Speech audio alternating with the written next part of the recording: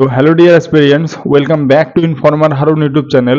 Informer Harun YouTube চ্যানেলে তোমাদের সবাইকে স্বাগত জানাই। আশা করি তোমরা ভালো আছো এবং তোমাদের প্রিপারেশনও খুব ভালো চলছে।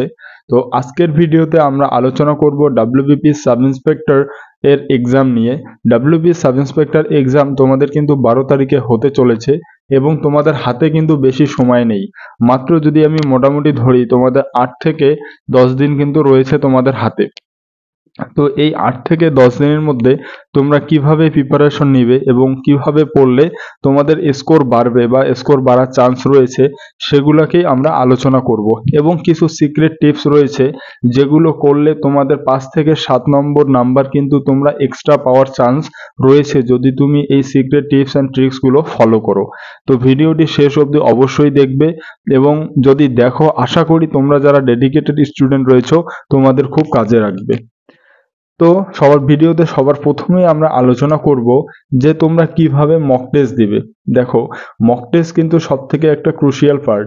একটা জিনিস মনে রাখবে যে যদি কেউ ক্রিকেটে আমরা যে খেলা দেখি, বিরাট কোহলি, ধোনি, যারা যেভাবে স্কোর করে, তো এরা কিন্তু একদিনে স্কোর করে না, তারা কিন্তু মাঠের মধ্যে প্র্যাকটিস 1000 বার করে। তো একটাই যে তুমি যতবার প্র্যাকটিস করবে একটা জিনিসের উপর, সেটা জিনিসের উপর কিন্তু তুমি মাহির এক্সপার্ট হয়ে যাবে। তো তার জন্য বলি, তোমরা কিন্তু মক টেস্ট খুব ভালোভাবে দাও। এই কয়েকদিন মোটামুটি 4 থেকে 5 দিন কন্টিনিউয়াসলি কমসে কম 2টো করে ডেইলি তোমরা মক টেস্ট দাও। এবং এই মক টেস্টের মধ্যে তোমরা যে ভুলগুলো করো, সেই রং টপিকগুলোকেও ভালোভাবে সঠিক করার, মানে ভালোভাবে রিভাইজ করো, যাতে ওই টপিক আর দ্বিতীয়বার কোনো কারণেও ভুল না হয়।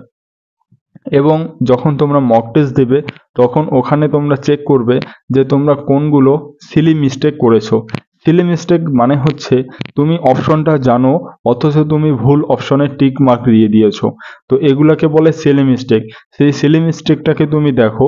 এবং যেগুলো তুমি তুক্কা মানে গেস ওয়ার্ক করে দিয়েছো, 4টা অপশন রয়েছে, তুমি টপিকটা জানো না অথচ তুমি গেস করে দিয়েছো, সেটাও দেখো যে তোমার গেস পাওয়ার কতটুক রয়েছে, যে আদৌ তুমি মানে টিক মার্ক দিয়েছো অথচ ঠিক না ভুল সেটা দেখো। যদি তুমি 5টা এরকম করে থাকো, সেখানে দেখো যদি তোমার 3টা ঠিক হয়ে থাকে, তাহলে তুমি ভাববে যে তোমার গেস পাওয়ার ঠিক রয়েছে। পরীক্ষার হলেও তুমি যদি সেরকম 2-3টা কোশ্চেন না জানা থাকে এবং সেটাতেও যদি গেস করো, তোমার কিন্তু 1 নম্বর বাড়ারও চান্স রয়েছে। তো সেটাকে তুমি মক টেস্টে কিন্তু লক্ষ্য রাখবে। আর সব থেকে মেন ইম্পর্ট্যান্ট যেটা মক টেস্টের ক্ষেত্রে, সিকোয়েন্স, মানে তুমি আগে কখন কোনটা মক টেস্ট দিবে। মক টেস্ট এর ক্ষেত্রে সব থেকে নিয়ম যে কোন টপিকগুলোকে তুমি আগে সলভ করবে, সেম ওয়েতেও তুমি কিন্তু মেইন এক্সাম যে রয়েছে, তোমার যে মেইন এক্সাম, সেই মেইন এক্সামেও সেম টাইপে তোমাকে সলভ করতে হবে। যেটা মেইন প্রপার এবং ভালো একটা টিপস যেটা রয়েছে মক টেস্ট এবং মেইন এক্সামে গিয়েও সেই হিসেবে পারফর্ম করার, সেটা হচ্ছে প্রথমে তোমরা জিকে সেকশনটাকে তোমরা কিন্তু করবে। জিকে সেকশন যেটা রয়েছে তোমাদের, সেই জিকে সেকশনটাকে কিন্তু খুব ভালোভাবে তোমরা করবে। তারপরে তোমার হচ্ছে রিজনিং সেকশন। জিকের পরে তোমরা রিজনিং সেকশনে যাবে, রিজনিং সেকশনটাকেও খুব ভালোভাবে করবে। তারপরে কিন্তু তোমরা ম্যাথে যাবে। তার কারণ জিকেটা খুব সহজ, মানে তুমি একবার রিডিং পড়লে তারপরে তুমি কিন্তু সেই উত্তরটা যদি পারো তুমি টিক দিলে, যদি না পারো তাহলে তুমি ছেড়ে দিলে, মার্ক করে রাখবে। এই জিকের ক্ষেত্রে একটা কাজ করবে কি, ওয়ান রিডিং এ, মানে একবার পড়াতে তুমি যে কোশ্চেনগুলো তুমি উত্তর করতে পারছো, শুধু সেই কোশ্চেনগুলোকেই উত্তর করবে। আর যেগুলোকে তুমি পাচ্ছ না বা যেটা তোমার মানে মেমোরিতে রয়েছে, মনে করতে হচ্ছে, থিঙ্কিং করতে হচ্ছে, সেগুলোকে স্কিপ করে দিবে এবং সেগুলোতে তুমি স্টার মার্ক, কোশ্চেনে স্টার মার্ক বা এ বা বি এরকম কোনো চিহ্ন দিয়ে তুমি রেখে দিবে। কেন রাখবে? তার কারণ তুমি ফার্দার সেকেন্ড রিডিং যখন করবে, এই টপিকেরই তুমি সেকেন্ড রিডিং যখন করবে, তখন সেটাকে আবার কিন্তু গিয়ে সেটাকে সলভ করবে।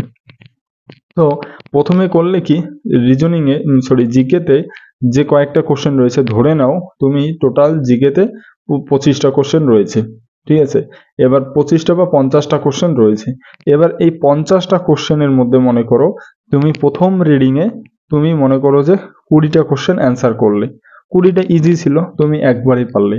তারপরে 10টা কোশ্চেন তোমার মনে আছে কিন্তু তুমি কনফিউশন রয়েছে দুটো কোশ্চেনের মধ্যে, দুটো অপশনের মধ্যে তুমি কনফিউজড হয়ে রয়েছো, সেগুলোকে সেকেন্ড রিডিংয়ে সেগুলোকে সলভ করবে। এবং থার্ড রিডিংয়ে যে বাকি যে 20টা কোশ্চেন রয়েছে যেগুলোকে তুমি জানো না বা যেগুলো পড়েছো অথচ কোনো কিছুই মনে নেই, সেগুলোকে তুমি থার্ড রিডিংয়ে যটা পারো তুমি চেষ্টা করবে। তো এইভাবে কিন্তু তুমি জিকেটাকে খুব ভালোভাবে করবে। এরপরে আসি রিজনিং এর ক্ষেত্রে। সেম টাইপেও তুমি রিজনিং ফলো করবে। যে যে টপিকগুলো তোমাদের ইজি বা যে যে টপিকগুলোতে তুমি পারবে সেগুলো আগে করবে। তো আমি বলে দিচ্ছি ইজি টপিকগুলো। যেমন প্রথম ইজি টপিক হচ্ছে তোমাদের ব্লাড রিলেশন। ব্লাড রিলেশন কিন্তু সব থেকে ইজি এবং তোমরা প্রথমবার রিডিংয়েই তোমরা করতে পারবে। তারপরে হচ্ছে সিটিং অ্যারেঞ্জমেন্ট, তারপরে কিউব অ্যান্ড ডাইস রিলেটেড যে কোশ্চেন্সগুলো রয়েছে, তারপরে ম্যাথামেটিক্যাল অপারেশন তোমরা বুঝবে যে 2 + 3 মাল্টিপ্লিকেশন 4 + 6 ডিভাইড বাই 2 + 9 এরকম যেগুলো থাকে এবং শেষে 4টা অপশন দেওয়া থাকে, সেগুলো কিন্তু ইজি। তুমি শুধু জাস্ট ভ্যালু ইনপুট করো, তোমার কিন্তু উত্তর বেরিয়ে আসবে, সেগুলো ইজি। তো সেই ইজি টপিকগুলোকে আগে ফাইন্ড আউট করো এবং সেই ইজি টপিকগুলোকে আগে সলভ করো। এবং কোডিং ডিকোডিং যেগুলো রয়েছে, আমি তোমাদের সবাইকে বলবো কোডিং ডিকোডিং আর সিরিজ তোমরা সেকেন্ড গোতে করবে। মানে দ্বিতীয়বার যখন তোমরা রিভাইজ দিতে যাবে তখন কিন্তু করবে।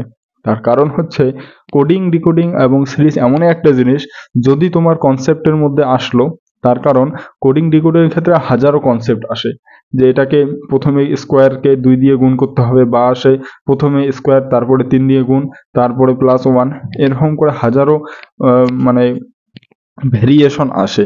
তাই তোমরা অবশ্যই সেগুলোকে সেকেন্ড গোতেই করাটা আমি মনে করি সেটা ভালো, যাতে তোমাদের স্কোর কিন্তু বাড়বে।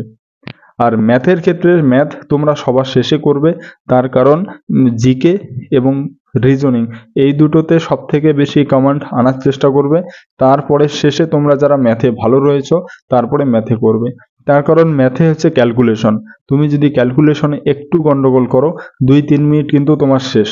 আর ম্যাথ এমন একটা জিনিস, তুমি কিন্তু মাঝখানে ছাড়তে পারবে না, একটা অঙ্ক করতেছো তুমি মাঝখানে ছাড়তে পারবে না এবং গেস ওয়ার্ক করেও কিন্তু কোনো উত্তর দিতে পারবে না।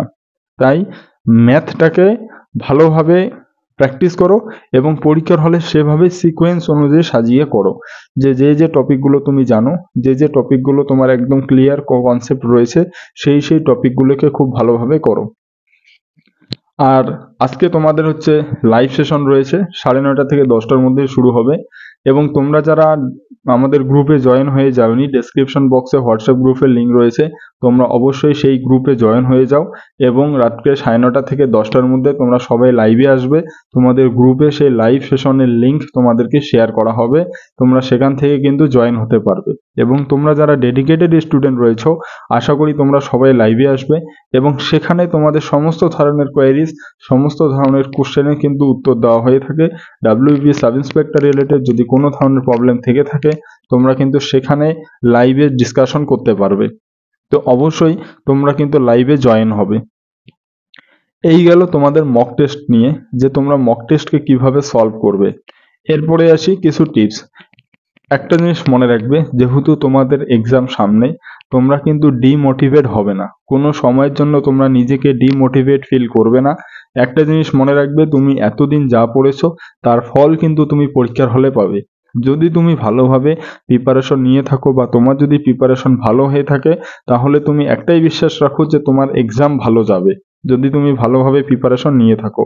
আর যদি দেখা গেল তোমার মক টেস্ট তুমি বাড়িতে দিচ্ছ, তোমার মক টেস্টের মধ্যে তুমি পাচ্ছ 70-80 নম্বর বা 90 নম্বর বা 100 নম্বর, তাহলে কিন্তু, যেটা সত্যি কথা, শুনতে হয়তো খারাপ লাগবে, কিন্তু তাতে কিন্তু পাস করার চান্সেস খুব কম। 100 যদি তোমার মার্কস আসে, যে মক টেস্টে তুমি 100 পাচ্ছ, কিন্তু মেইন পরীক্ষায় গিয়ে 100 থেকে 130 কিন্তু সেটা পসিবল না। তুমি যদি 10 নম্বর হেপার হতে পারে, কিন্তু মক টেস্টে যেহেতু তোমার মক টেস্টে নাম্বার কম আসছে, তোমার কিন্তু মেইন এক্সামে কম আসার চান্সেস প্রবাবিলিটি সব থেকে বেশি রয়েছে। তাই তোমরা নেক্সট বারের জন্য ভালোভাবে প্রিপারেশন নাও এবং সামনে ডাব্লিউবি কনস্টেবল এক্সাম রয়েছে, তার জন্য ভালোভাবে প্রিপারেশন নাও। এবং তোমরা যারা আমাদের ডাব্লিউবিপি কনস্টেবলের গাইডেন্স প্রোগ্রামে জয়েন হতে চাও, তোমরা অবশ্যই জয়েন হতে পারো। সেই গাইডেন্স প্রোগ্রামের ফিস অনেক কম, সেটা তোমরা আমাদের হোয়াটসঅ্যাপ গ্রুপে জয়েন হলেই বুঝতে পারবে।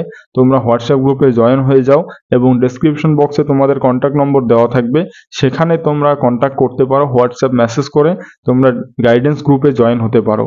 তার কারণ যদি তোমরা গাইডেন্স গ্রুপে জয়েন হয়ে যাও তোমরা কিন্তু একটা গাইডেন্স পাবে যে সিলেকশনের একটা রাস্তা, যে কিভাবে পড়তে হবে, কোনগুলো পড়তে হবে, কোনগুলো তোমাদের পড়তে হবে না, কোন সময়ে কোনগুলো আমাদের শেষ করতে হবে, মক টেস্ট দেওয়ার নিয়ম কি রয়েছে, সমস্ত কিছু ডিটেলস এবং ডেপথে কিন্তু সেখানে ডিসকাশন করা হয়। তো তোমরা যারা ডেডিকেটেড স্টুডেন্ট রয়েছো, তোমরা যারা ফার্স্ট অ্যাটেম্পটেই ক্লিয়ার করতে চাচ্ছ, তোমরা অবশ্যই কিন্তু আমাদের গাইডেন্স প্রোগ্রামে জয়েন হতে পারো।